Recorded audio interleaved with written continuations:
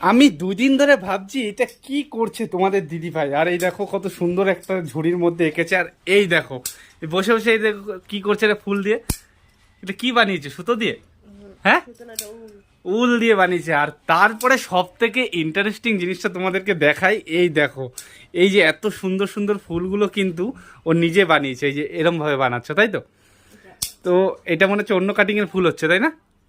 তো দেখতে পাচ্ছ অন্য কাটিং এর ফুল। আর এই দেখো এত সুন্দর একটা ঝুড়ি বানিয়েছে, দেখো ঝুড়িটার ওপরে তোমার ফুল দিয়ে দেখো পুরো। মানে তোমরা যদি কেউ বানাতে চাও তোমাদের দিদিভাইয়ের কাছ থেকে, তো দেখতে পাচ্ছ এটা খালি, এটার মধ্যেও নিশ্চয়ই বসবে, এটার মধ্যেও বসবে, এটার মধ্যে ফুল দেবে। আর এটা দেখো কি সুন্দর ফুল দিয়ে একটা করেছে, এটার মধ্যে অনেক কিছু তোমরা রাখতে পারবে, খুব ভালো লাগছে দেখো দেখতে। আর তুমি যে এত কিছু জানো, আগে তো জানতাম না। হ্যাঁ, কেন স্কুলে বানাওনি? প্রজেক্ট দিত ও স্কুলে তুমি বানাতে? তাহলে। বাপরে, তাহলে দেখতে পাচ্ছ